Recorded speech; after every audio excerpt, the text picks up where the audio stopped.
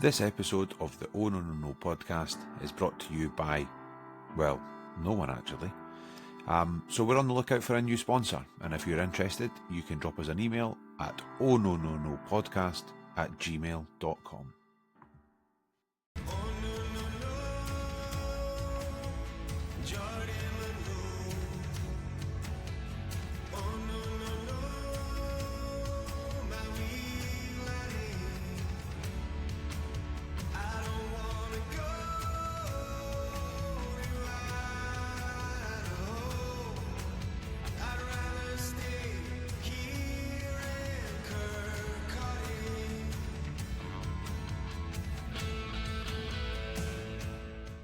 Halloween might have been the night before, but it was spooky, scary formations that sent shivers down our spines ahead of kick-off on Friday night.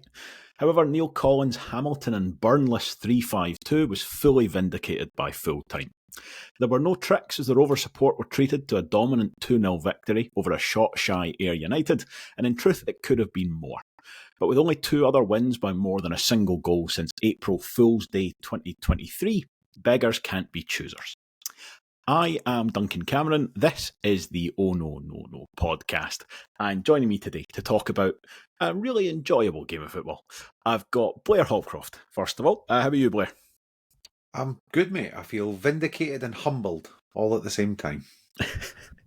It's good that, because you can complain about a load of stuff beforehand and then just co-opt it afterwards. Yeah, totally. It's fine. I'm just going to share in the enjoyment of that. We've got Alan Douglas Munn as well. How are you, Alan? I'm good, mate, yeah. Had a very enjoyable Friday night. Decent weekend. Looking forward to kind of going over it again. I've actually watched the whole game back again on the BBC, so should be relatively fresh. So, no, I'm good, mate, yeah. Excellent. And rounding off the panel for this afternoon, we've got Robbie Weir as well. How are you, Robbie? Very good. Two things. Firstly, you're never getting an intro like that from me on a podcast. And secondly, with my hosting skills, you're never going to get questions like, is 3-5-2 done? Because that was the chat beforehand. And thanks for that, Neil. Yeah. I think we're as well spending a bit of time on that. Having the amount of time we've spent on it beforehand, and then effectively come to the collective conclusion. Probably gone beyond the need for that now. It's very funny though, because you listened to the Brendan Rodgers interview last night about it got linked into our chat. Normally I wouldn't go out my way to listen to yourself or Brendan Rodgers, Duncan, given the stories that you've been telling us. But basically he's talking about like leaks and stuff like that, and it's like, oh, if you're not really a fan if you do it. I'd be very, very amused if anyone, I doubt they do, but like linking in like, oh, they're never using 3-5-2, and Neill Collins are like, they'll never expect this one, just go for it. But it's funny though, like, I mean, because obviously I think everybody was the same. That team lineup came out, must have been 7:15 on Friday night, and you start having to try and piece it together. It's not even like a really obvious one. Yeah. Without as I mentioned, without Sean Byrne, without Jack Hamilton, you're like, well, hang on a second, there's guys that you would almost have as like as close as you can get to guaranteed starters are dropping out here.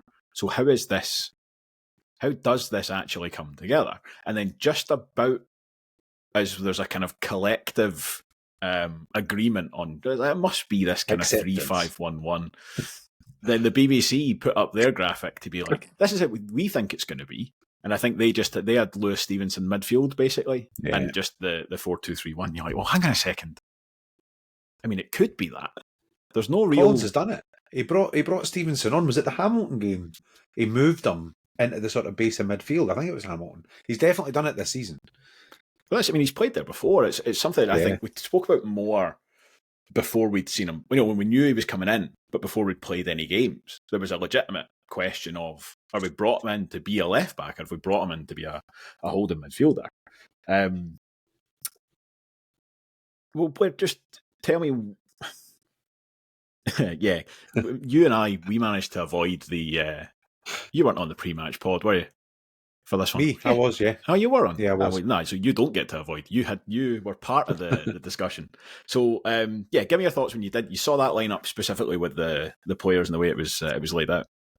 Yeah, so I think I'm in the minority in the approval of the three at the back this season under Collins. So when I saw the lineup, my reply, I mean, I put it right into the group chat, and I'll come out and say it. I was like, this lineup is honking. I was not happy. Not actually from the three at the back point of view. It was actually, and I'll say it outright, it was the two up front. I was like, what on earth is he doing? Like, it just seemed like such a daft idea. And we were sat in the Macmillan Club kind of chatting it through and stuff, and we talked about, like, well, actually, down at Ayr, in his first game in charge, he played three at the back, and we ran them ragged for a half. So there's obviously a bit of thought behind it. You know, there's a bit of a kind of a plan there, hopefully. So I was okay with it, and I even put in the group chat, I was okay with the 3-5 part. It was everything after that I wasn't convinced about. But at the same time, in hindsight, I've been talking about Jamieson being a 10, and actually it paid dividends, but it kind of makes sense because he's not a winger. He's not a wide man for me at all, especially in the sense that he doesn't offer you anything defensively. But yeah, I was not a happy camper, I have to say. It just felt like too many changes for a really important game. But hats off, like. Yeah, there's a reason why we are sat here talking about it. Yeah. And that was the phrase I said. I was like, I'm comfortable in the fact that I know for a fact that Neill Collins knows a lot more about football than me. So maybe I don't understand this because it's really clever. Like, and I'm happy to kind of go with it is where I ended up for kickoff. Yeah. I think going back to the Livingston game, like it's been touched on before that Liam Dick's clearly been brought in to add a bit of height into that back line. And then when you factor in that we've got Fanky Dabo as well, I was so giddy on Friday night just because it was the first time that my friends got along to a game since the derby against Dunfermline. And it felt like when you've listened to like something like a really good album and you're saying to your friend, oh, you need to listen to this. It's great. That's basically me with my pal. I was like, I cannot wait for you to see how good this guy is. Like, it's just brilliant. And then when like 20 minutes, he's like, aye, he shouldn't be here. He's stupidly good. But we're grateful that he is. So long may it continue. You start to look at the 3-5-2, and it does bring the best out of a lot of players. Like there's specifically Liam Dick, I think, absolutely hands down, categorically looks like he's purpose built to play on the left hand side of a back three. Does all aspects of that job brilliantly. To the point where I actually think you're almost wasting his abilities, asking him to play as a left back or in a back four as one of the centre halves. He's so much better on the back of a three. Dabo, I think you can see wing back. You're getting better use of his talents than as a kind of an orthodox fullback. Stevenson, I think, is probably the one who you maybe would have had the biggest kind of question marks about in terms of engine and all that kind of stuff. We're going to talk about loads because he was phenomenal in that role. But like you say, Blair, the questions kind of come further up the park where you start to wonder, like, does this still work? Like, I think fundamentally you've got Easton, Byrne, Stanton, Brown, who you'd really want to have all of them on the park, all other things being equal, and you can only really accommodate three of them. So it's a big call, but it's a big call that Neill Collins made. It's Sean Byrne who drops out.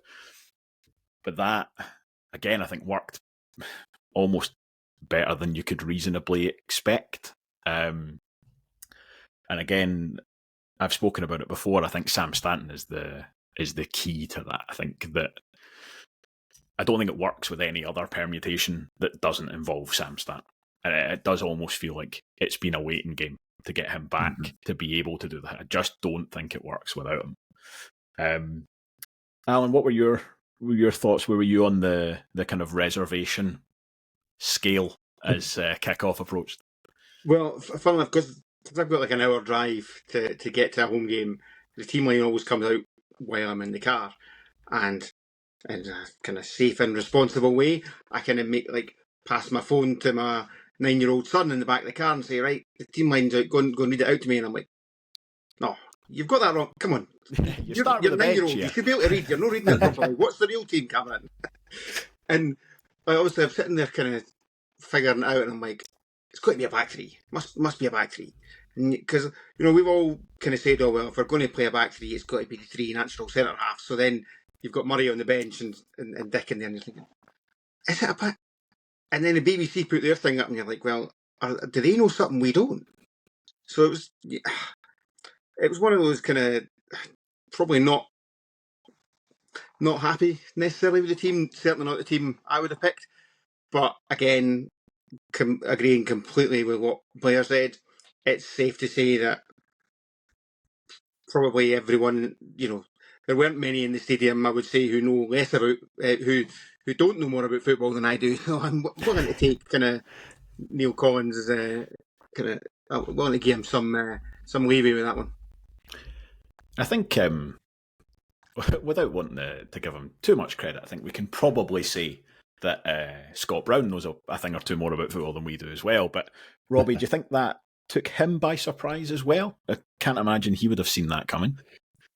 I mean, I'd imagine from an Ayr United perspective, he said actively, aside from greeting about the huge influence of the South Stand and its unmitigated cauldron that is Starks Park, apparently, swaying the referee's decisions. He was saying that he basically came out to try and bully us, and that did not happen at all with their lineup, with the way that they came in, because they took out sort of a lot of their creative players. So if you look at on their bench, they had like Marco Rush, Jay Henderson, Jamie Murphy, Walker and Masonda on there, that they all brought off the bench at later points. And I know that Scott Brown's came out and he sort of said, look, I got that one wrong. But Neill Collins got it very right as well at the same time. And I felt that you've got to give Collins a lot of credit for it. And I don't think that he'll potentially get it from the outside. I think when Rovers circuit, we'll see it and we'll be like, yeah, that was a really good move.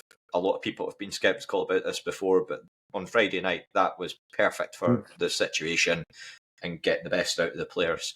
And I don't think that Ayr anticipated it. And to be honest, probably as well, I would say that sort of the wider media probably didn't anticipate it as well, how good we could actually be. So yeah, fair play. Yeah, I think it's something that we've all recognised, is that this team collectively has not been performing to its potential, so far this season. Which is not to say only say that for so long, though, right? Well, this is it.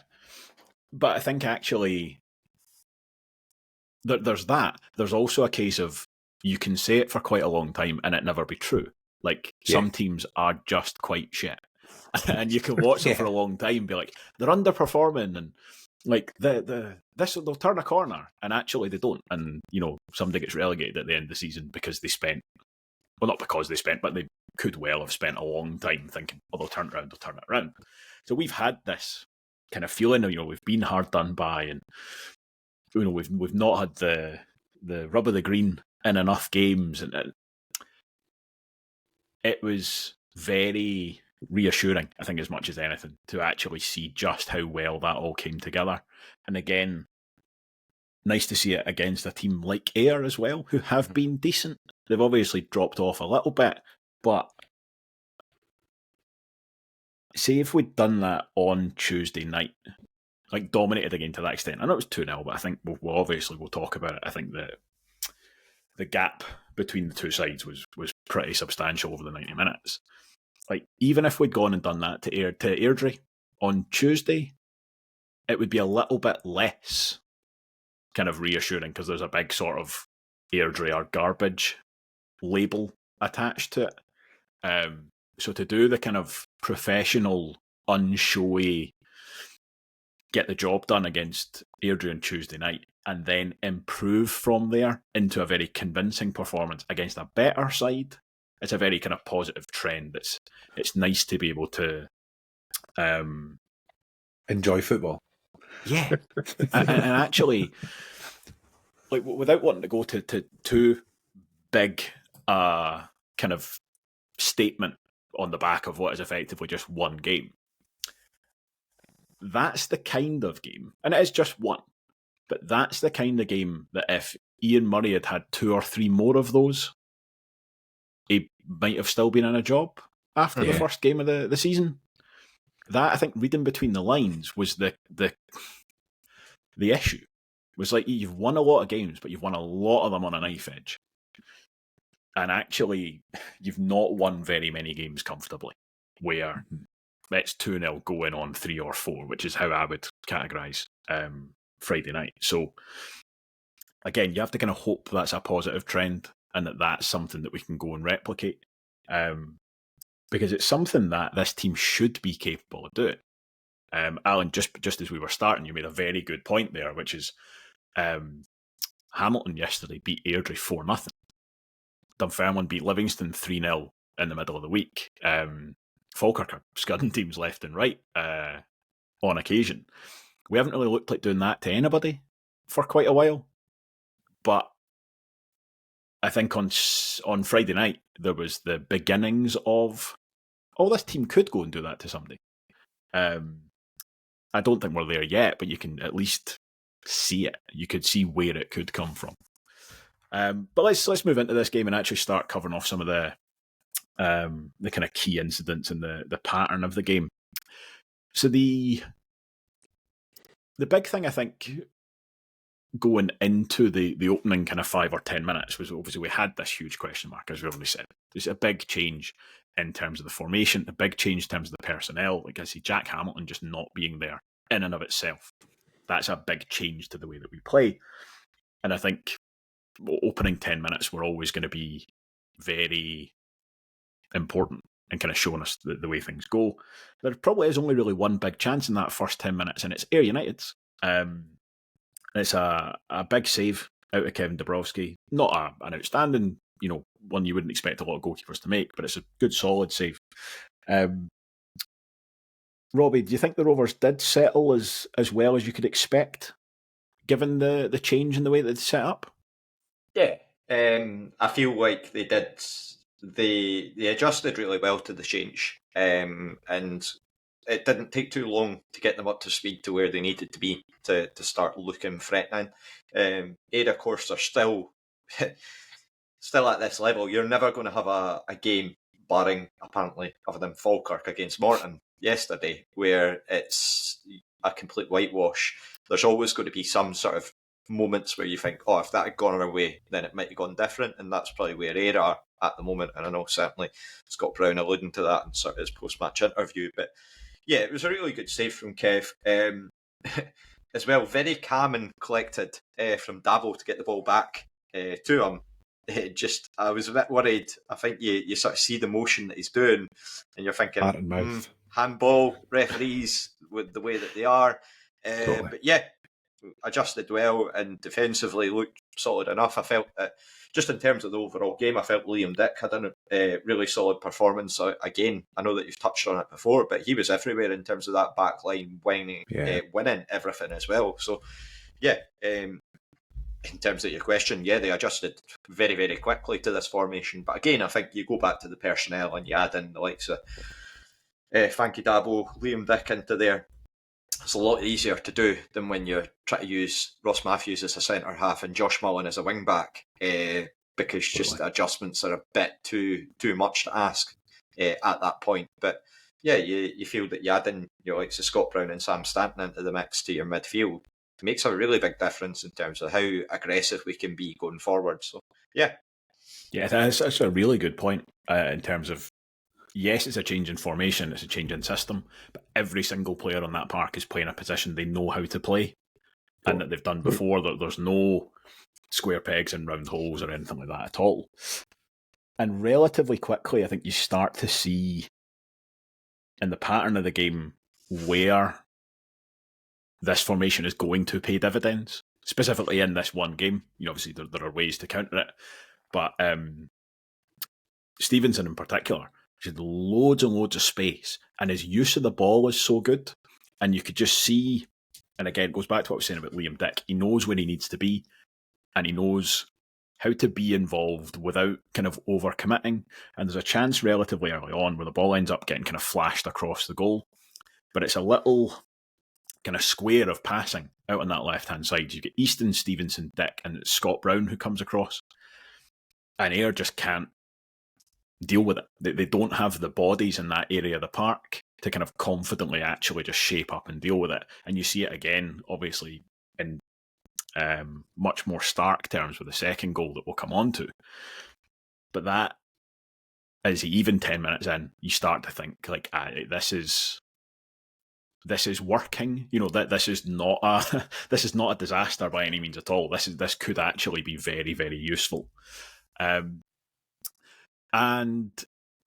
then the first goal does arrive, slightly out of nowhere, in the sense that it's it's probably I think is it the first save that their goalkeeper is to make, but it is an odd save. I don't want to take away from the kind of build-up play or anything like that at all, because it's an excellent pass from Lewis Jamieson, and it's a cracking little touch and then shot from Dylan Easton. But I think the goalkeeper has some questions to answer, which probably opens the door for Lewis Jamieson. But Blair, give me your thoughts on that goal, please. Yeah, so I mean, obviously, you say Lewis Stevenson was good with the ball. I actually, and this is maybe going to be slightly controversial because he was brilliant for the 90 minutes as a whole, but actually in the period of about 5 minutes or so before that goal, he'd kind of given the ball away about 2 or 3 times, just trying to do that kind of close passing, and was getting shut down. And we'd got to the stage, it was a bit like the goal he scored, the thunderbolt that he scored, because just before it, he'd been doing the same thing. And we were sat in the stands going, oh man, it's so frustrating when he just gives the ball away. And then he plays this lovely little kind of clip ball into Easton. For me, the keeper probably wants to do better, but he's not a tall guy by any stretch of the imagination. And I don't think he's expecting the shot to come when it comes. Easton does really well taking it so early. The keeper's not got a chance to kind of to set himself. I don't think he's expecting Easton to get his first touch, let alone his second. You know, the way he's coming out as if he's going to collect the pass. Yeah. Sorry to cut in there, but I think that's his biggest error. Is that he's so. Not only is he not expecting the shot, he's not expecting the first touch, and he's in completely the wrong place. And it's, to be fair to him, given the position that he's in, he actually does relatively well to get a good hand to it. And it's one of them that if he gets that hand to it and palms it to his right rather than to his left, he puts out of danger and nothing wrong. But as he palms it, he basically palms it straight into the feet of Stevenson. Into Jamieson, who obviously coolly kind of puts it away. But that was the bit for me that properly kind of cemented for me the fact that Jamieson should never be anywhere near that right touchline. He is quite clearly the kind of player who will follow things in. He will chase things through. He did an absolute power of running. They put the running stats out just yesterday, I think it was. I think Easton was top, Jamieson was third. But I'm telling you now, had Jamieson played 90 minutes, he would have been top, because the running that boy did in that game was actually incredible. But yeah, just a really nice passage of play, and actually good to see Easton playing with that little bit of swagger again. He was, like we said it during the week, he was mince on Tuesday. So to get back to that kind of bit of swagger, taking that shot on the turn, and Jamieson coming through, I actually thought it was really funny that the whole team spun away to celebrate with Easton, and then realised that Jamieson had peeled off to the other side, and they all had to go, oh crap, right, second celebration, let's go, and shot right across to the right hand side. But lovely goal. It goes back to something that you were saying on Thursday night, though, in the preview. You were talking about Dylan Easton, the fact that he had a terrible game, because he did, undeniably, had a terrible game, but that he never disappears. You were comparing him to Grant Anderson. And I think that goal is like the epitome of that. That's why Dylan Easton's in the side. It's why he's such a good player, because he will just keep doing these things. And that's the thing. If it's not going for him, he's going to give the ball away every time. But that's the give and take. That's what you get. Mm-hmm. Because he could give the ball away twice and then just stop doing it. And he could hide and he could play backwards passes and you'd probably still keep the ball. And there are wingers at this level and attacking players at this level who will do that. But they don't. He didn't score that goal. They don't set up that goal because there's not a chance to take that shot. Yeah. It came, just a few minutes after he'd been booked for diving as well, I think, didn't it? So, Yeah. it would have been very easy for him to go, right, I'm just going to hide for a while now and kind of not put myself out there. And it was a dive. Oh, absolutely. Yeah. no, really any doubt. I was already threatening to come over and batter me from Holland. I'd not even defended him yet. He's in hiding, though, because we won with playing a back three, so... Yeah, he's not having that. Yeah, that... Yeah, well, it is a dive. It's categorically it's a dive. I think it was Billy Dodds. I think the BBC more of a charitable interpretation of that than any Rovers supporter that I have spoken to at the time or since. I think, to be fair, Dodds is right in a sense. There's definitely a decision. It's a bit like it's the same kind of scenario as Scott Byrne. Scott, I've done it again. Sean Byrne getting the red card at Ayr. Like, there's that moment when he goes down and he's got to make the decision about whether he puts his hand on the ball or not. So it's 100% his fault because he puts his hand on the ball. And with Easton, it's a kind of similar thing. I think he is slipping and he's going to lose his footing. And he thinks, I'm going to see if I can get a penalty out of this. And so throws himself down. And it's 100% a dive.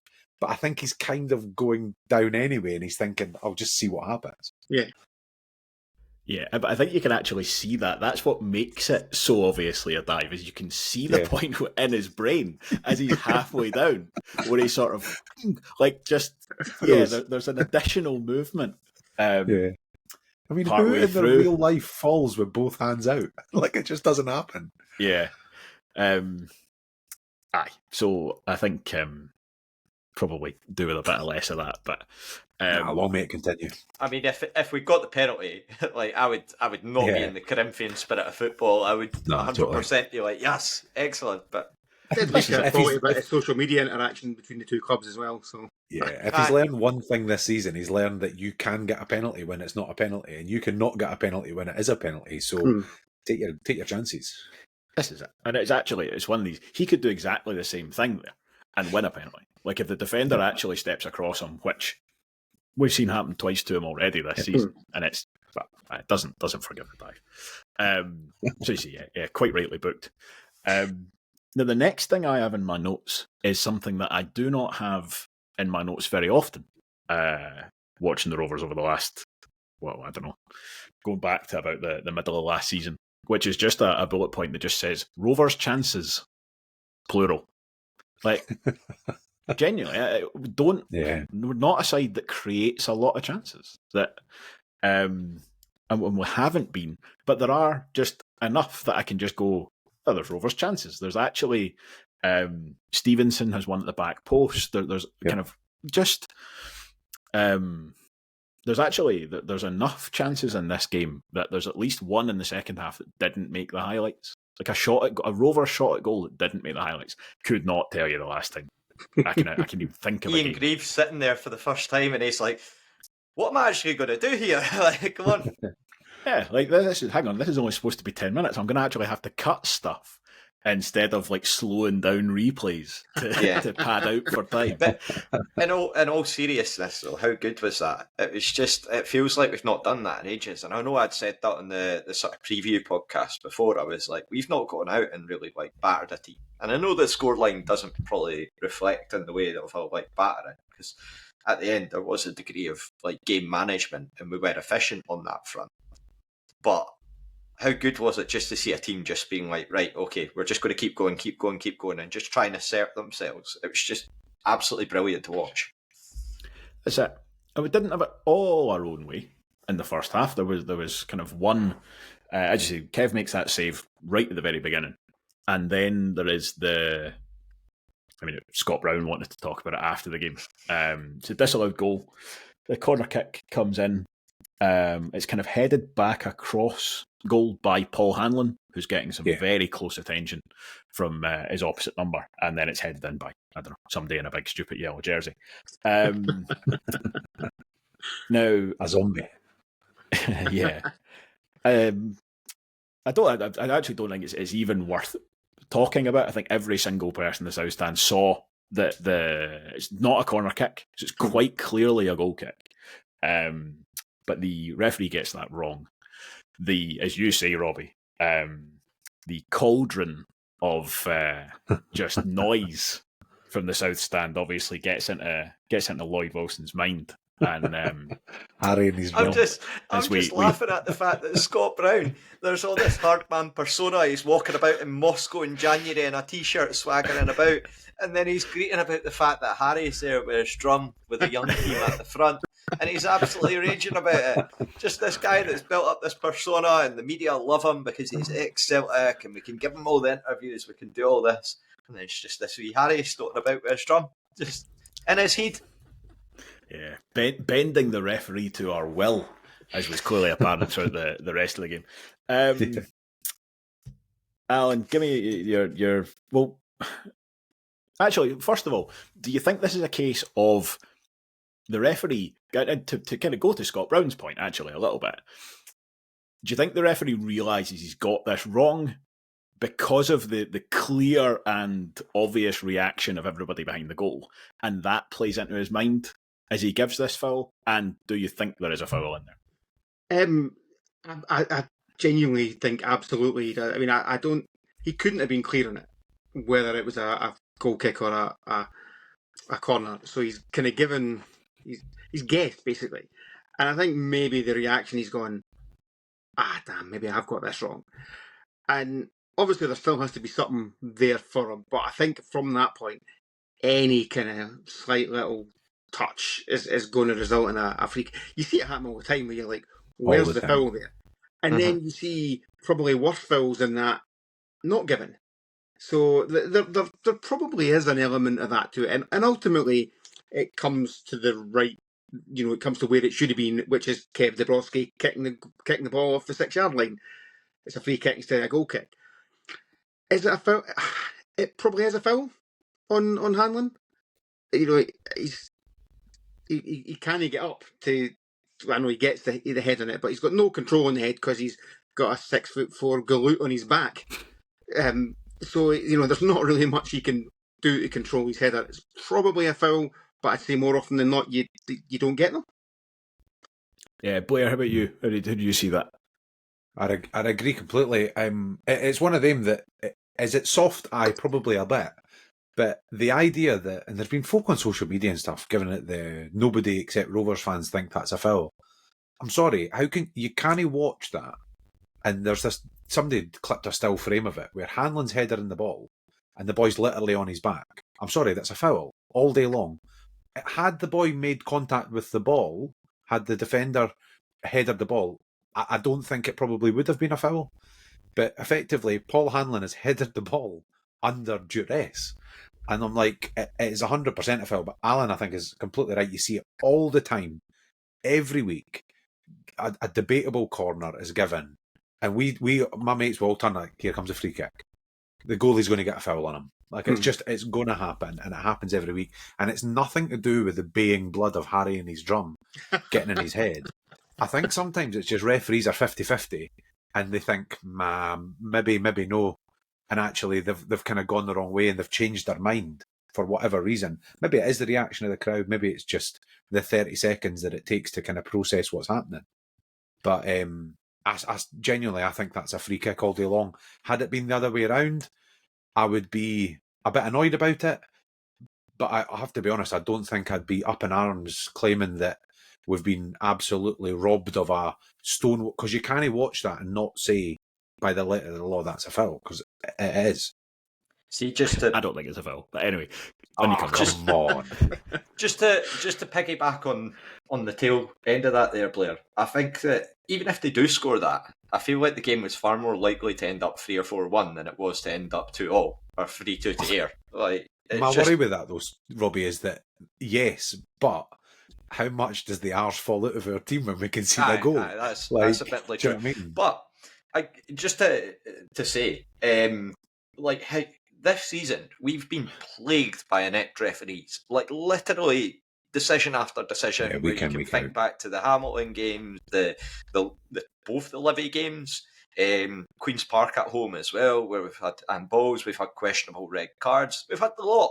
Like, just aye. Totally. It's finally, if these things are evening out now, that's fine. That's all right. But as well, See, it's just one wee final thing on it, just really quickly. One of the ways I always judge these things, because like it's hard because I'm a Rovers fan, so I see it the way that I see it because I'm a Rovers fan, and I accept that completely. I always kind of judge it by the reaction of the players as well. Like, you know, when the ball goes out for a corner or whatever, and the stand are all up, and the defender just trots back, and I think, yeah, he knows it's a corner. Like, yeah, you claim for everything. That's what you do. That's just football. But that defender knows it's a corner, so trots back. See, when that goal goes in, there is very little in the way of remonstration from the Ayr United players to the referee. They are not up in arms about how on earth is that a foul, what are you thinking? They kind of, there's the throw the arms up in the air and then they just get on with the game and get back.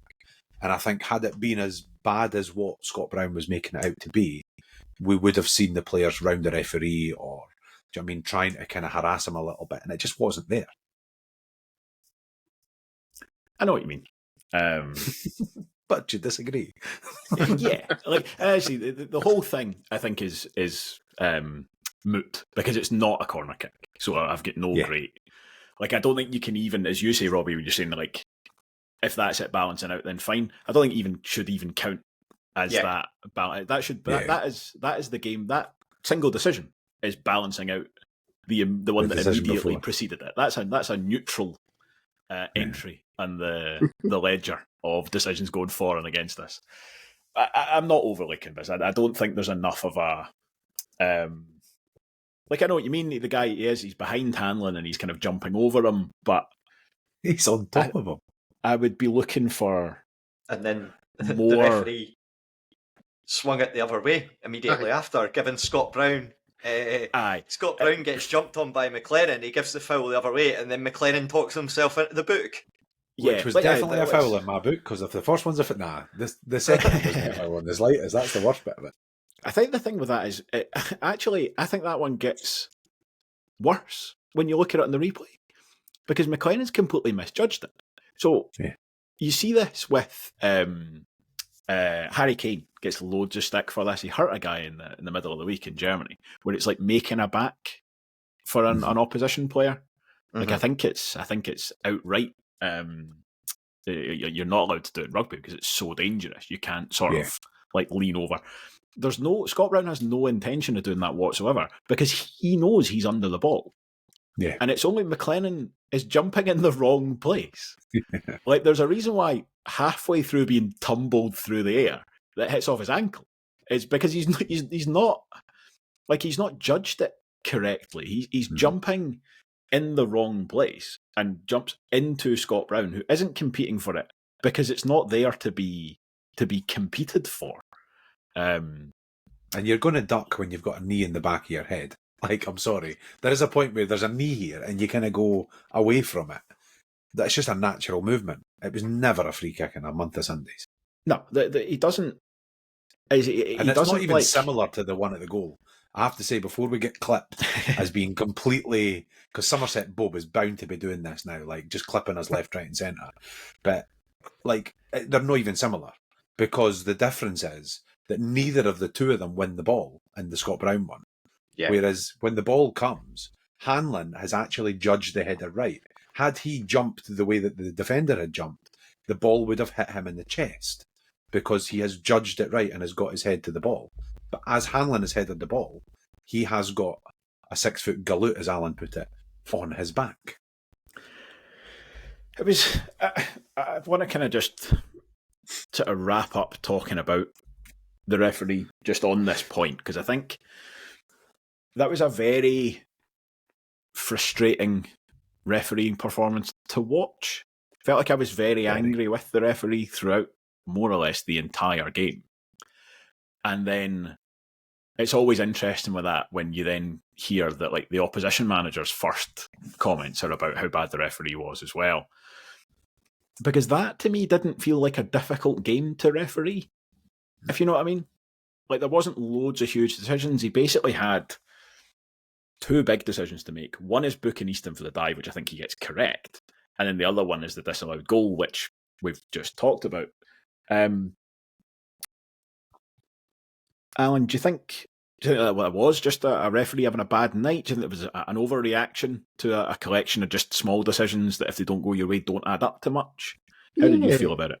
Yeah, I mean, as you say, other than those two, there was nothing really. I mean, there was one in the second half where it was a kind of 50-50 with Scott Brown, and their knees kind of clashed, and the guy goes off hurt. I've seen Ayr United fans online talking about how Scott Brown should have been sent off for that because he was already booked. Like, have a word with yourself, guys. Come on, it wasn't even a foul. That's one of those. The referee should only be stop and play there because the guy's hurt. Otherwise it's a 50-50. Let the game go on. So I don't think there was anything else really where you thought, what the hell's he seen there? It was just that kind of usual nonsense inconsistency. We're getting free kicks for things that aren't then given the other way, and vice versa. And it was just annoying more than anything else. Yeah, it just feels like we've talked about the referees a lot recently, and I know that's like just a podcast we come on and just run our mouths about the football. That's our stock and trade. It's just going on about referees, but I think generally we kind of try and avoid it. We don't kind of specifically come on to do it, but it just does feel like we spent a lot of time recently talking about referees, and that was the big thing. Is I don't actually think like he had an awful lot to do, but I still at watching the game, and obviously the general consensus in the South Stand was the same. Like he was booed off at half time and at full time in a game that we won comfortably. I could do with just a couple of quiet weekends for the referees. Actually, it would be nice. I think Les has made the point, and I agree with it completely. It's the fallout of VAR. It's like VAR has hoovered up what are the better officials in Scotland because they're now sat at a computer screen for a Premier League game rather than refereeing a Championship game. And to be fair, Lloyd Wilson is one of the few we've got that referees in the Premier League occasionally, and he's not any better. Like, I just thought there was a few times where decisions were made and you're like, why are you getting involved? Like, the game doesn't need this. Just let it run. Stopping for bitty little fouls that really weren't fouls, and just breaking up play and just trying to be part of the game. I always think it's that thing it's the old adage about, if you get away from the game and you can't remember anything the referee's done, he's had a good day. Yeah. We're just week after week now of gubbins. Aye, that's that. I see. Hopefully, maybe next couple of weeks we'll get away with a bit less referee chat. But let's park that for now. Get back to some football chat. And what about football we've got to talk about? This second goal is something else. Robbie, talk us through it. Talk us how you felt about it. It just got better and better and better, and then it ended up in the net. It was just a ridiculously good bit of interplay down that left-hand side. Just felt like everyone was involved. The wee one-touch football. And you've got to give so much credit to Lewis Stevenson. I feel like with Stevenson and Hanlon, they've been really maligned by fans of opposing teams saying that we're signing two players that are absolutely finished and that they're awful, they're the worst signings in the league.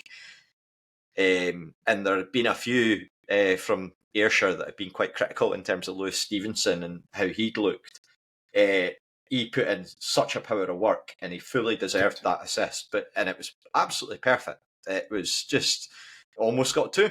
But yeah, we'll come on to that later on. But yeah, just made it absolutely so simple. And I know that Blair mentioned this earlier on, but Lewis Jamieson, I think that for that game alone, he just felt like he did so much running, but the impact that he had just by being in the penalty box and being a penalty box striker, and given that's a role that we've not really used him in yet as such, to be there at the right place, at the right time, ready to just tap it home, put the ball in the back of the net, is exactly what we've needed for ages. And we see it from time with Jack Hamilton. But yeah, just really, I think he sold himself to a lot of Raith Rovers fans by, funnily enough, scoring goals. It's the best way to do it. And he's answered a lot of critics, including myself. When I saw that team line up, I'll hold up my hands. I was like, what?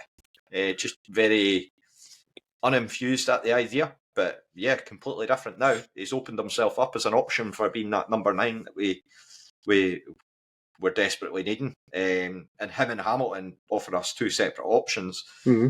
I think Cody David's got a lot on his hands if he's got to be trying to get between those two, if Jamieson puts in that type of performance up top. That's exactly it. That was my biggest reservation with the starting lineup. It's like, where are the goals going to come from? Yeah. You know, we've not been scoring a lot of goals. Jack Hamilton's looked like the only one who's really kind of going to do that. He's not in the starting 11. You just think, as you said, Blair, the back three, the three part, the defence part is totally fine. Never had any concerns about that. It's what's going to go on further forward. Totally. And then really, the rest, this entire game was throwing that, and rightly throwing that back in our faces. Anybody who thought like that, because, as you said, created loads of chances, and it's exactly what you said there, Robbie. Lewis Jamieson playing as a penalty box striker. I mean, scores 2 goals from a cumulative about 7 feet off the goal line. But that's how you score goals. Like that. And how often have we seen it? He was everywhere, rolling across the other end of the 6-yard box, and you hear the groan from the south stand as it happens. Like just this, oh God, as you watch the ball go out the other side for a throw in or get cleared. I actually think that's a massive point. I think we're a team that for the last 2 years has had worldy assists in us every week. We put some great balls in the box, but there's nobody on the end of it. You never get the kind of reward at the end of it.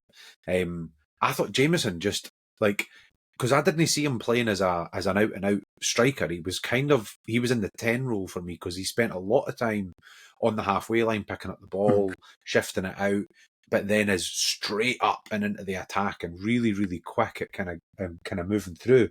But it was almost like a 3-4-3 because Easton was also really, really high.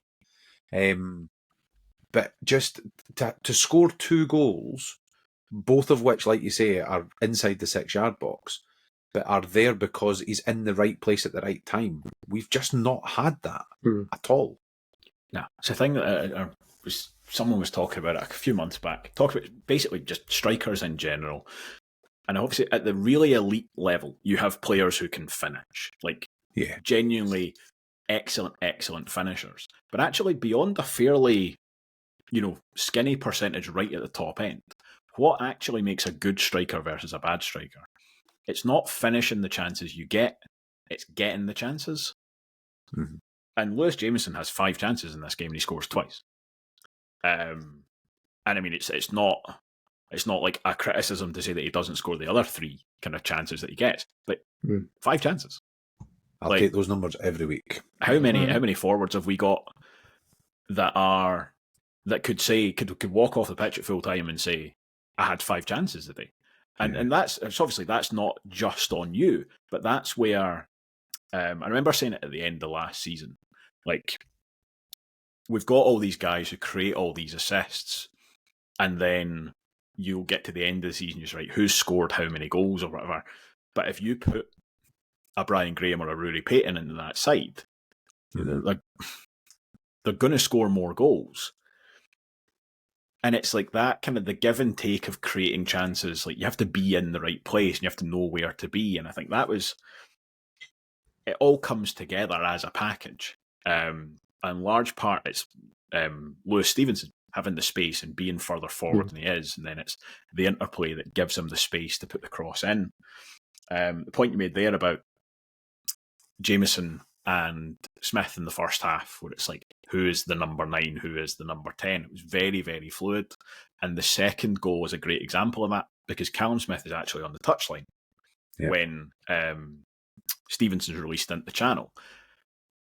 But Jamieson then is between the width of the posts, which that's the bit we've been missing a lot of the time over the last few seasons. Like, again, I've talked about all the bloody time, but you've got Jamie Gullins playing as the number 9 and he drifts out wide, and it's the failure of someone else to go in and do that. But they did it both of them did it really, really well. When Jamieson was dropping deep, Smith was going. When Smith was going out wide, Jamieson was coming in the middle.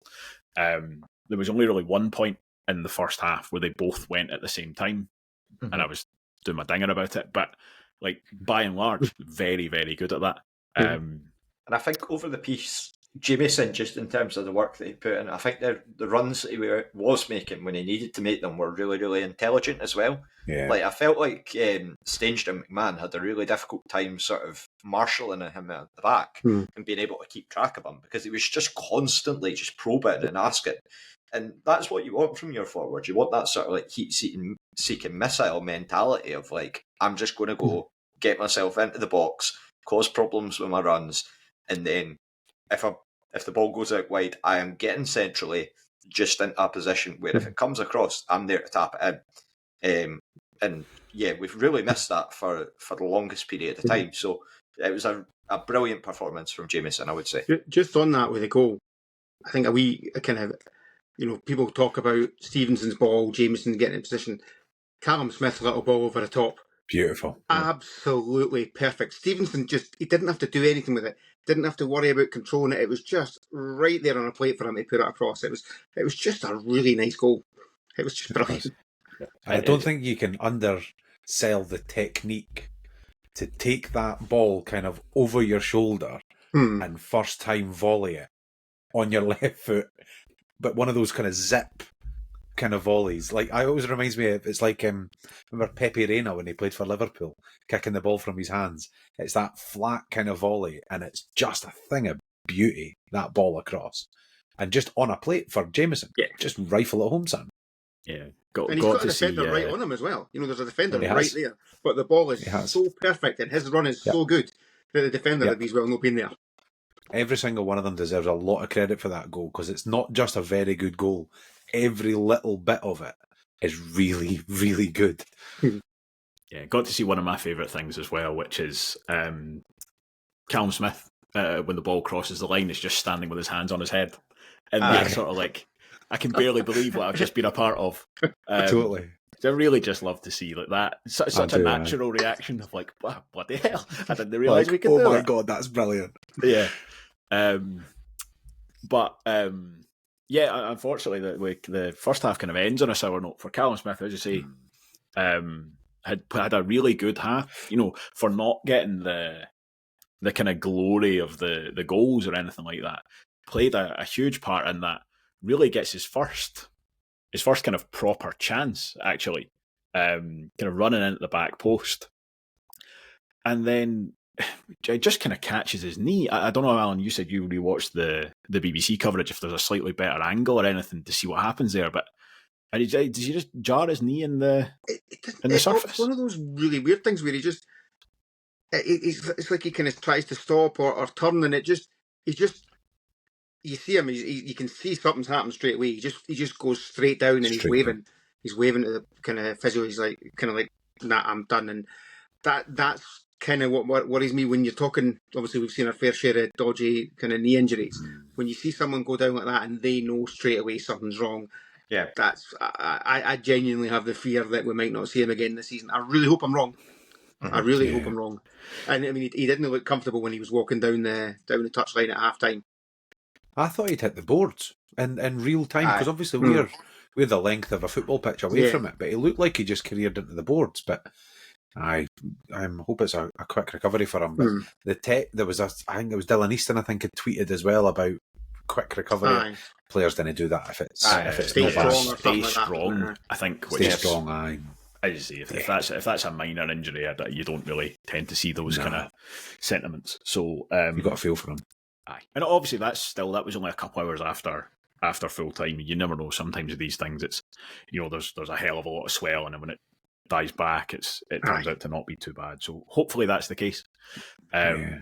Because as I say, I think he was yet another really kind of bright spark in that first half. But the thing with this, the sort of most pleasing thing, or one of the most pleasing things about that game, was I didn't feel like we really let up after half time. There was a bit of a narrative starting to develop around about, and I mean, to be fair, you didn't have to look far for the evidence for it. Our first half performances, our half-time results were much, much better than our full-time results. Robbie, were you pleased to see that kind of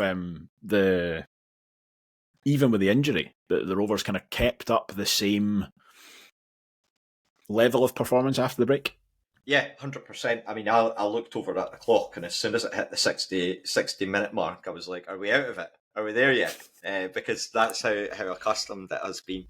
But yeah, it was just really aggressive going forward, being willing to take opportunities with the ball. Again, Stevenson and Dabo were doing a power of work sort of as your wing backs. And just, it was really, really pleasing to see that, because you wanted a performance over the 90 minutes. It's something that we've been asking for quite a while, as I say. Because you do worry, you do feel like, if Ayr get a goal, if at any point during that second half, like Blair said, earlier on, if they get a goal during that second half, the dynamic of the game changes, their tails go up, and every single fan in that south stand starts going, oh no, not again. But it just never came. And again, much like Airdrie, I just felt that Ayr didn't really do too much when they did have the ball.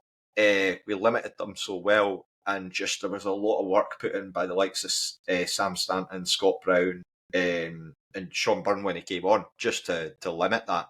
So yeah, tremendous.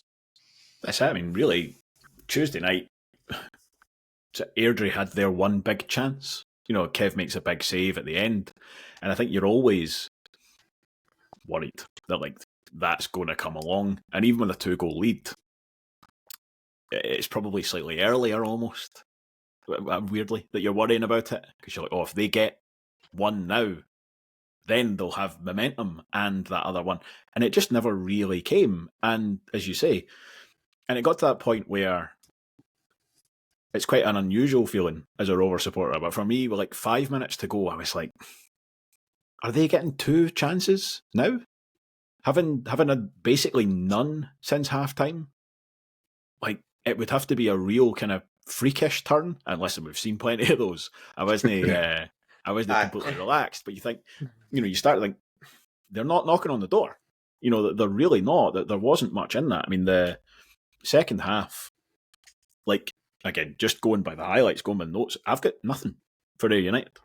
I think there's a corner kick in the highlights, but it might actually be there to show a Rovers counter-attack. There just really wasn't much in it at all. I'm still scarred enough to be sitting there telling my mate to shut up when he's like, "Oh, we're home and hosed with this," and I'm like, "Shut up, shut up, shut up." Aye, that it's partly that starting 11 too, and that was one of the other things that we were talking about before the game, that he's probably not put out. I mean, actually, we talked on Thursday about how I thought on Tuesday night against Airdrie, that was probably our strongest starting 11 as things stood, and he obviously hadn't put out his strongest 11.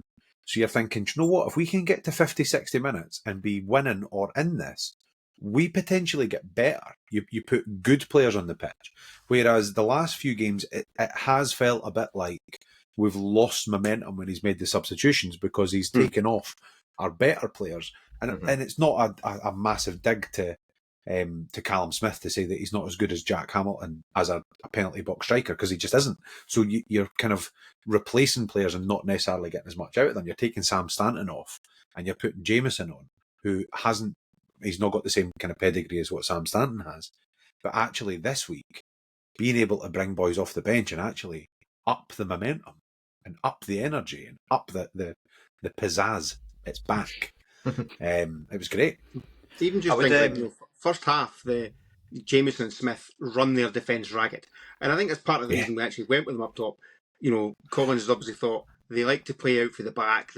They pick this keeper because he's good with the ball at his feet, apparently. So let's press them really, even higher than normal.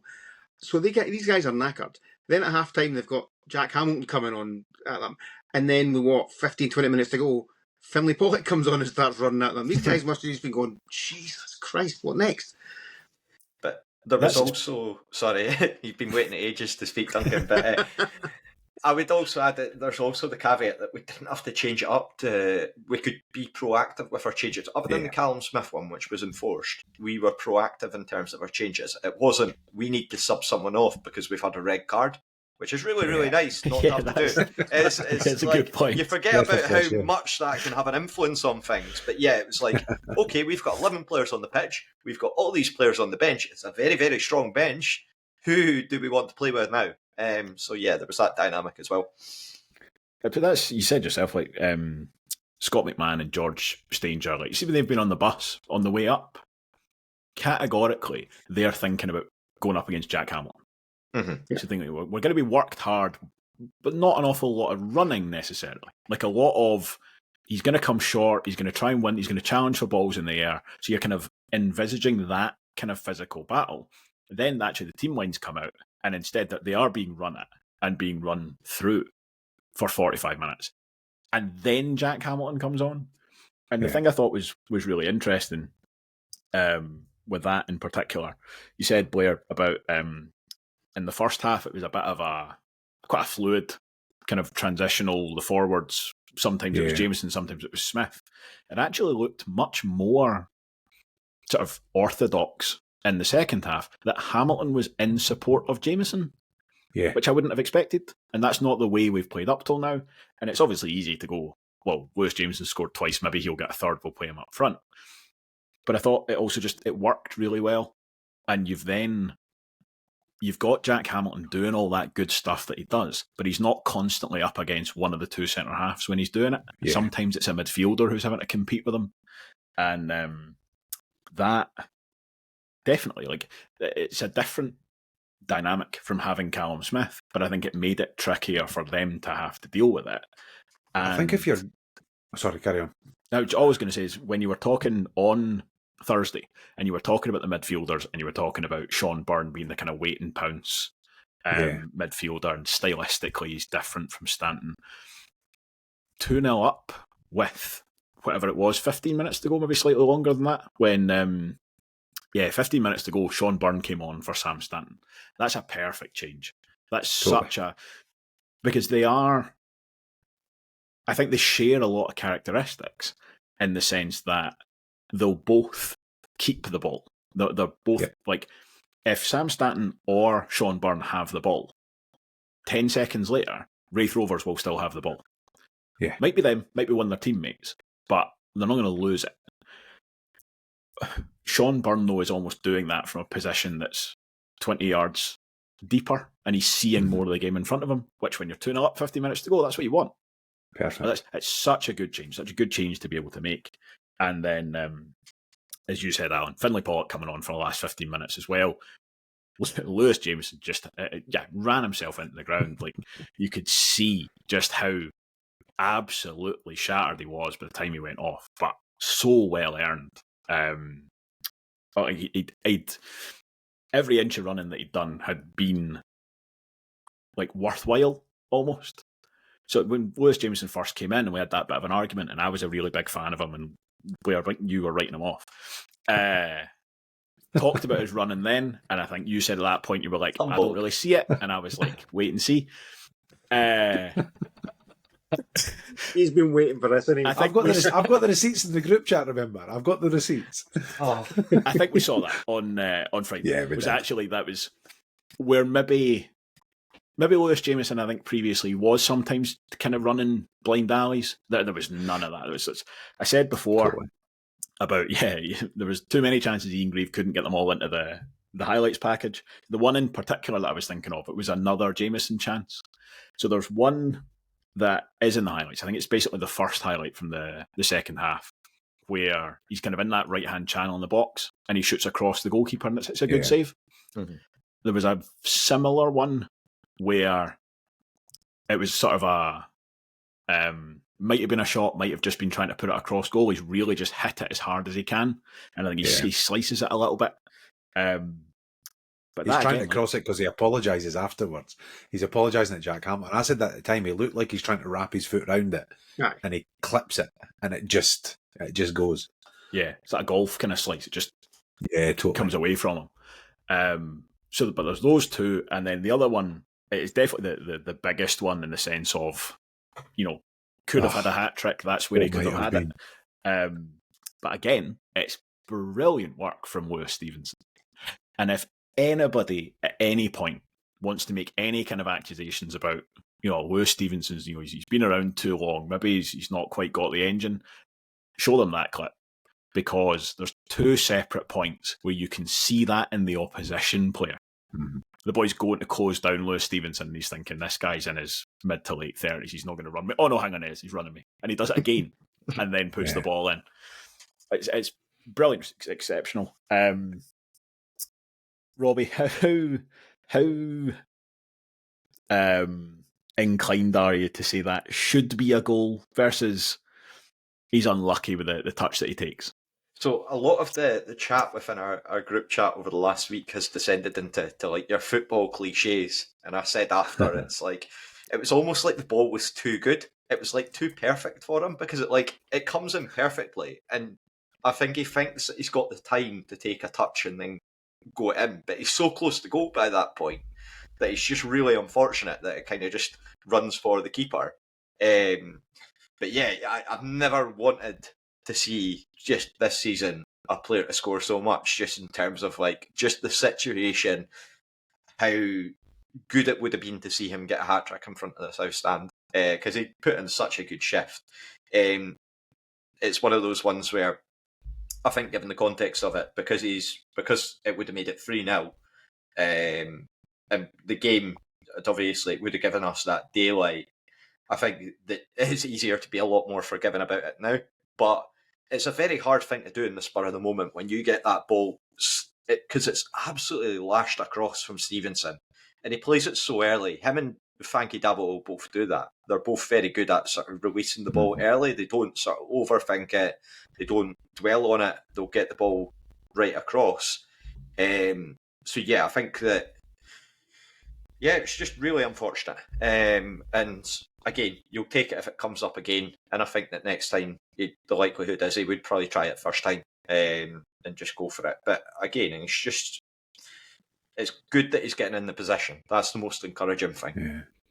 Yeah, you can see why he's done what he's done, because it's on his instep, on his weak foot. And how often do you see that where the guy, he opens his foot up, and because it's his weak foot, it just keeps going, or it goes straight up in the air. And he's just thinking, if I can just cushion this, I can knock it over the keeper. And it's credit to the goalkeeper as well that he's on his toes and is able to gather it. Just a point on it, because Alan, you mentioned this, and I didn't realise. It's the fourth goalkeeper that Ayr United have used this season. Mm-hmm. And he was released by Queen's Park's reserves in the summer. And Scott Brown apparently has just been cycling through goalkeepers until he finds one who uses the ball well enough with his feet. I don't know, man. That seems like a bold strategy to be picking up a guy that, like, I mean, Queen's Park have got a very decent goalkeeper in Callum. Very brilliant against us every time we play him. But I don't know. I think they've got Harry Stone in reserve. A decent enough goalkeeper. That seems like classic overthinking to me. I wasn't impressed by that goalkeeper on Friday night. And kind of compounding that, there is the other big chance I think that Rovers came along. It's Finlay Pollock taking the ball off the defender in the back line.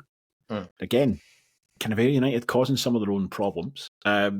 This is another one that kind of goes into that category of, like, should you be doing better? Should you be making different choices? Alan, do you think this is one where, if that ends up in a goal, do you think that's through Jack Hamilton doing better, or do you think it's by Jack Hamilton giving the ball to Dylan Easton? I think it's probably the first one, because I don't want, if you've got a striker in the box with a clear-sighted goal, I didn't want him thinking what he's going to do. I want him thinking, I'm scoring here. If the roles are reversed, Dylan Easton's not passing the ball in. And ultimately, he scraps the shot because the defender gets in there and kind of challenges him. You know, you want your striker to be looking to score for there. You didn't want him. If he's thinking about passing, then he probably gets tackled because he's not made his mind up. You want him just focused on putting that ball in the net. And yeah, he probably should do better, but credit to the defender, I suppose, for getting over and kind of putting him off. Yeah, that's how I feel about it. I don't think he does anything wrong. I think that's just, like, it's unfortunate that he can't get his foot to the ball before the defender gets his toes on it. He almost takes too good a touch. It's like it kind of quite. Had it been a bit of a poorer touch and was half a yard, he runs onto it and strikes it. Yeah, he actually controls it right on his feet. Because he completely beats the first defender with that touch. Yeah. But as you said, I don't think it's quite quite means it almost. He would rather just knock it 2 yards and hit it with his left. But then he shapes his body really well to get onto his right foot. It's just the time that takes. The defender gets back to kind of stick a toe on it. But again, I just before we kind of finish up with the kind of events of the game, there's a couple of players I want to sort of single out. But really, really pleasing to be talking about missed chances in a game that we won 2-0. Where like we took chances and then created a lot more, because that's really what's been missing. Yeah. Like a lot of the time, I mean, we've won a couple of games 1-0 just with penalties. And you're talking about games that we've won narrowly and we've had to be really clinical. And we've talked about that as well in games that we haven't won, where we've gone, look, we only had 2 chances. We would have needed to take both chances to get something. Whereas this, there's like good chances, solid chances in this. That, like, you shouldn't have to... Last season, it took us until March to do that, to win by more than a single goal. And even that Dunfermline game, I know that we had the missed penalty from Callum Smith at the end, but like that was a very even game until Dylan Easton got the second, was it? So yeah, it's just, as you say, really reassuring to see.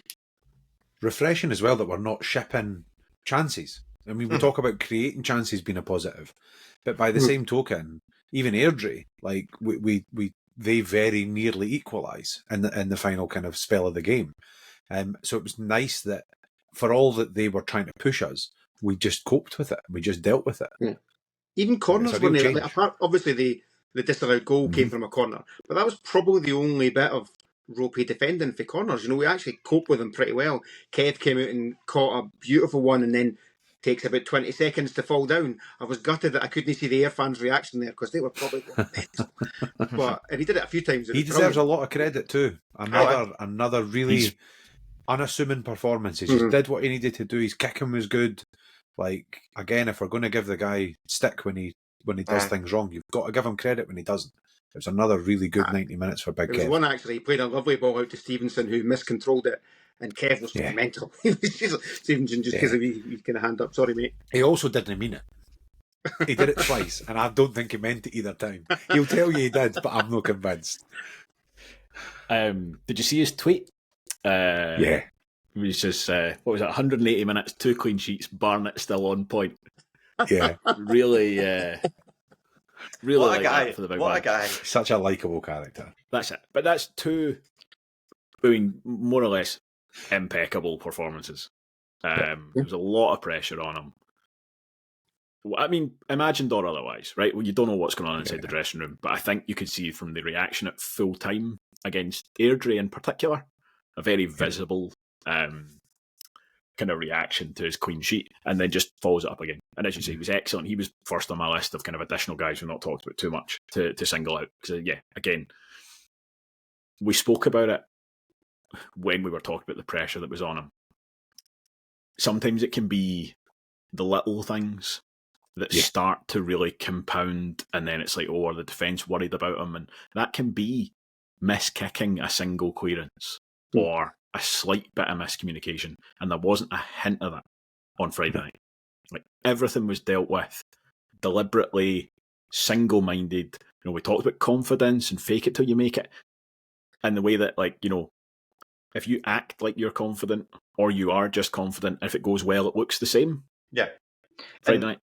I think people have got to accept as well that it's the duality of him, like we've said before. Like, he's had so many games like that last season. So there was always going to be the chance that he just got a bit buoyed, just got up and just, again, we'd be talking about a win and a draw if he'd not made that save at the end of the Airdrie game. So you give him the credit where it's due, if we're going to slaughter him when he's had poorer performances. So, And see, just on his opposite number, because I do disagree with you slightly, Duncan. I wasn't unimpressed with the goalie himself. Very, very tidy with the ball at his feet, very quick off his line. He reminded me a bit of, I always forget his name. Who was the goalie that was in goals for us at the Ramsden's Cup final? Lee Robinson. Lee Robinson. That is exactly what my mate said. He's got a degree of the very, very like Lee Robinson. Wee spider monkey. Yeah, wee spider monkey, just running about the place. Like, always, he looks like he's had a can of Monster before the game. Like, he just can't stand still. And I'm going to say, and much in the same way as Lee Robinson, I think he's very good at what he does. I think he's very quick off the line. He is very good with the ball at his feet, to the point where, which baffled me, is he the only player in their team that can tube a ball 60 yards? Why is he getting the ball from a kickoff? Like, that just seemed mental to me. It's not like your centre-halves are going up top and you're aiming for them. It was just, I think it comes back to the overthinking it thing from Brown. I think you're right on that. But I do think that the type of goalie he is, I don't like. And I didn't particularly like it when it was Lee Robinson. I prefer a goalie like Big Kev. I prefer a good, proper, solid shot stopper who comes with a few flaws over a goalie like him who's great with the ball at his feet and comes with a few flaws. Like, I'll take the flaws Kev has over the flaws that the other boy has every day of the week. Aye, I'm the same. I'm not convinced this sort of marginal gains of, you don't have to wait for your goalkeeper to pick it up and roll it out. He can just play it with his feet. Like, I'm not convinced you get that much extra out of it than you would. Like, there was a bit in the first half, the second half, because it was in front of us, where he had the ball in his hands because he collected it from a ball over the top or something, and he was giving it to the right back who was 10 yards away, and he dropped it to his feet and then passed it to him. Yeah. I thought you could have just rolled that to him. And it's such a minor thing, right? It makes absolutely no odds. Wouldn't impact it either way. But it's a sign of like this sort of like philosophical type thing where he's very not much just doing the most natural thing. He's like, oh no, this has been drilled into me, rightly or wrongly. Like, I play the ball with my feet. And it's that thing you think, I don't know, how much time have you spent that's your default mode that could have been spent just, saving shots or whatever. See, on that wider philosophy point, right? So I was talking on during the game to my mate that sits next to me about, like, Scott Brown for me deserves a bit of credit in the sense that, like, you can see that team now, that Ayr United team. They are a very different Ayr United team to the team that came last season and broke Sam Stanton and were just lumping us up and down the park. Like, they are a totally transformed side. And he deserves a lot of credit because they have what Ian Murray never really got for the Rovers, and that was part of the criticism with them. They have this identity. Like, you can say that's how Ayr United play. And I wonder now if we're getting closer to the point where we're starting to see what Neill Collins is putting in place. And I wonder if we're going to turn into a bit more of a catch you on the break, counter-attacking, fast-flowing kind of team. Because both of those goals come from us turning on the heels and getting the ball in behind or playing quickly enough that they're not set. Like, we've played great football for 2, 3 seasons, 4 seasons. If you take out that one Murray season where he first came in and it was a proper transition, you go back to McGlynn, we played great football. We have been a good football inside for a while, but it was a bit slow, it was a bit laboured, and by the time you got to the box, they were already set. So you're then relying on a good ball into the box, a good corner, a good header, or something that's going to break it down.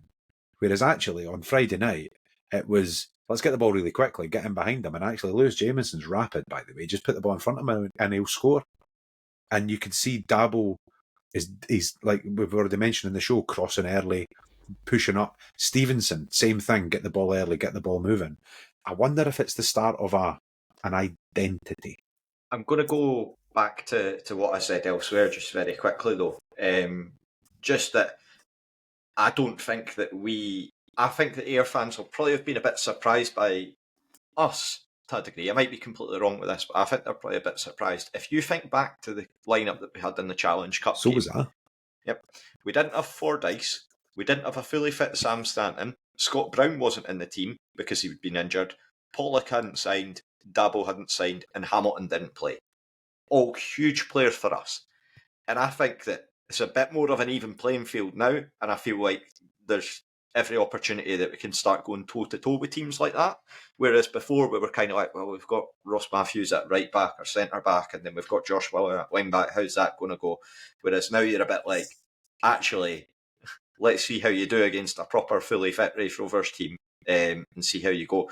And I know that he'd mentioned that he tried to bully us, and I just think that we have completely outplayed him and outfought him in terms of that game on Friday. Yeah. So Neill Collins deserves so much praise for that. Yeah, I think that's one thing, is Scott Brown has approached that game all wrong. Like, that's the wrong Rovers side to go out and try and bully. And I think, to be honest, I think if you watch highlights of the Rovers this season, I can see why you would come to that conclusion. Look at the goals that we lost on Saturday against Livingston. I can see why you would do that. But the team that Collins put out totally negates that. But Blair, the point you just made there, is as if you're reading from my notes, because that's the final bullet point I have here, is the beginning of a Neill Collins identity, ? High energy, ? Like, that is just what you said there. So, Alan, do you think this is the beginning of a Neill Collins identity that's based around high energy? I hope so, because I like it. You know what, we've got the players in the team to do it. You know, Scott Brown and Sam Stanton will, you know, the only way they're going to stop running about a pitch is if they fall down or because the manager takes them off. So we've got that energy in the team. Jamieson clearly has it as well. Despite being like 48-year-old or whatever he is, Lewis Stevenson has it. You know, there's and my God, Frankie Dabo was an athlete. Like, you know, there's no doubting that he absolutely has it as well. So we've got the players in there that kind of make it work. And then you've got guys sat on the bench like, you know, Gibson. Josh Mullen has his detractors among our support, but the stats always say he does a power of running. So we've got the guys in the squad to play that way, you know. And if Collins is a manager who's going to come in, assess the squad and say, this is what I've got to work with, so this is what I'm going to do with them, brilliant. It just really makes me think he is actually the right man for the job. Go back to it a fair bit. There's a screenshot from that tactical analysis thing from when he was at Barnsley, and it's one defender on the edge of his own, just inside his own half, and there's 5 Barnsley players just charging at him on a counter-attack. And I think that feels like the direction we're heading in, is that sort of, just fast. No, I was going to say, I've just remembered something, and you boys might actually be able to clear this up, because none of our group could actually figure it out. There was a corner in the first half. Or actually, was it the second half? Might be in the second half. No, I'm telling you, it was definitely the first half. Early on, Ayr had a corner, and the ball broke out, and Jamieson had it on the halfway line. And I was like, did he leave Jamieson up at that corner? And I've not even noticed. But genuinely, we broke so quickly, I don't know whether it was a really fast counter-attack or whether he actually left one up at a corner. And I'm so annoyed at myself because I hate everybody back at a corner. And I don't know what he did. I've no idea. I feel like we'd have noticed that. I don't remember it. Yeah, I don't remember it specifically. But he did say in his very first Q&A, which I think you possibly asked the question, Blair, he did say that he basically intended to keep everybody back because he likes, I think that's part of it. It's like, you're almost then, you know, if your own starting position is deeper, you can then break in pace over 60 or 70 yards as opposed to trying to do it from the halfway line. So it possibly was just Lewis Jamieson with the old jet heel boots on. Just one final point on this, just because I think we all saw it and shared it and enjoyed it. Tiniest stuff, like you can win over football fans so easily. Just in case anybody missed it, right at the end of the Raith TV interview that David did with Neill Collins immediately after the game, usual stuff, they're just kind of closing down the interview, and Davey says to him, thanks very much, Neil. We really enjoyed watching your team this evening. And Neill Collins corrects him and says, our team? And it's just like, hey, that's what you want. Love it. It's such a small detail. So easy, so easily won over. Like, punch in the air. Just, love him. That's classic. I would love it if it wasn't just intentional. If he just, like, obviously knows exactly what he's doing there. And he's like, I've worked them. They're absolutely in the palm of my hand. But, yeah. But you know what you said before about, like, football cliches. You get that, like, as soon as a manager wins 2 games in the bounce, like, he gets it. He gets it. Yeah. Never a manager who's lost 3 games and then, like, he does get it, though. He does get it. Yeah. It's almost a Ted Lasso thing, though. Like, I don't know if being in the States has done it to him or if it's just him as a character. But it is, he has, there's a few times we've talked about his interviews and you're like, the way he talks about being a fan and how the fan experience was important. And he remembers, invading the pitch at Starks Park as a Kelly fan as a boy and all the rest of it. Like, it's so endearing. But I do think that's part of, see that correction at the end there? It feels like that's part of his philosophy. Like, this is what I do when I'm in a football club. We are in this together. It's your team, it's my team. We are all kind of part of one thing. And I'll eat that up all day long. I love it. It so definitely much. shows you why Barrowman's probably gone for him in the first place. Because, they've gone to great lengths over their year and a half here to kind of say that it's about bringing the club together, bringing the kind of top guys together with the fans and kind of making a proper community. And, Collins fits into that perfectly. So I suspect that is just who he is, and that's something the board have seen in him by bringing him in. I've actually forgotten that he's a big Kilmarnock supporter. So he definitely would have enjoyed that on Friday night. I did see it full time. He was waving towards the away end, but I wasn't sure actually. He's such a nice guy. I was like, I wonder, it could actually be there's like somebody just slightly further kind of that way for the dugout that he's genuinely waving at. But it could very much have been up the road where you go. Which I'm also here for. I did enjoy the meme that got put out. I can't remember which Twitter account it was. I went searching, but Elon Musk's X is continually in a perpetual state of falling apart. So my retweets aren't loading right now. But it's just one of the shrink that Tony Soprano goes to see, and she's like, "Well, last week you were saying it was over, but this week we're back." It's like, that's it. That's where we're at. So fickle. But said it before, I'm totally here for that. I'm quite happy to be like part of the pantomime. That's better. That's more fun. I want to feel like everybody's totally involved and committed and stuff, and I don't care that it's actually just his job, and that there's very small changes can occur that then he actually goes somewhere else and does it for them, and it's totally fine. I don't care. I'm completely here to be pandered to.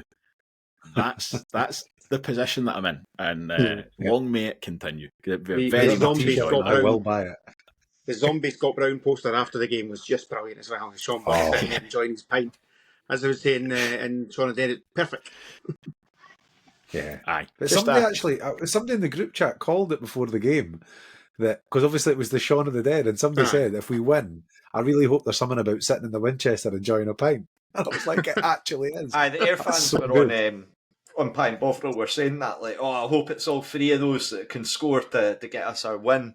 But yeah, the small details in the posters were brilliant, and evidently it's obviously it's all part of his team talk, which is probably why Scott Brown got it horrifically wrong on Friday night, that he was using posters for team talks based on what Ayr United fans were saying. It's the new guy as well, isn't it? It's a different... Sorry. No, sorry, I was going to say it's a different cartoonist. Because I think it's the new guy that's come in. And again, I'm terrible. I'm searching Twitter as well, trying to find his name. But he's the guy that did the Cristiano Ronaldo greeting poster after the Scotland game as well. So I think there's different people involved. Because I'm sure that one was the... I don't know his real name. His Twitter handle is Uncle Draw, who's been doing a lot of the... but I don't think this was his. I'm sure it was. In fact, I'm certain it was. Okay. But so I think there's slightly different graphics at different times from different people. But I'm just the overall output is very, very good. Yeah, if you're just doing well, it's just a good time if you're a graphic designer. That's the thing that we know.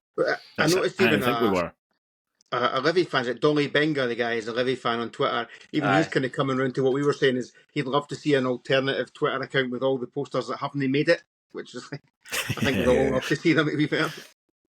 I think we hit the mark though with the getting out one before and then having a follow up, because that way you're still like, Totally. So when you see the photos of like the like unused open top buses, like losing cup finalists, and it's an empty open top bus in a garage somewhere, there must be a folder somewhere on Rory Colgower's laptop that's there is unused. I've seen one on a drunken night in the Macmillan Club. He showed me the one after that would have been used at Tannadice. Redacted footage. Thing of beauty. And the only other thing, the very final point of just how short a week can be in football in particular. Like, just we did the post match after Livingston. We're just mumping and moaning about how Life. less enjoyable it is after defeats. 2 wins in the bounce, back on cloud 9. Quite happy. Firhill next Saturday should be good. Seems like always a bit of a narrative we'll get out of Firhill. It's never a game that passes by without some kind of incident. We're doing quite well in terms of our record recently there. I don't think we've been beaten since Ian Murray's first season, the first game there, is it? Because we drew the first game of last season. We won the second game when Dan O'Reilly scored, or Ewan Murray scored the header. We beat them in the playoffs there. We got what was it? I'm trying to remember. It must be going back to Ian Murray's first season, I'd imagine. The last one we lost would have been under McGlynn. It would be the Christoph Berra red card. Yeah, same one. No, Murray's first season we lost to twice. We lost. We lost. I think we lost 3-0 the second game in Murray's first season. I just remember it was a game Scott Brown was missing and we were absolutely dreadful. Oh, aye. Yes, you're right, aye. Because before the game we were all talking about how it's like, this is with no Scott Brown, we can no chance. And then that turned out to be true. But this will kind of turn their own form around. They've been doing quite well recently. So it will be very, very interesting to see. Just continue your hoodoo smashing. Dan O'Reilly's possibly been man of the match their last couple of games. Set up their winner against Dunfermline yesterday. So, yes, very interesting to see. But we will see later on in the week, presumably Thursday night, but we'll soon find out. We will be back. We'll look ahead to that in full as Rovers try to make it 3 wins on the spin. But thank you once again for listening, for joining us, and we will see you again soon. Goodbye.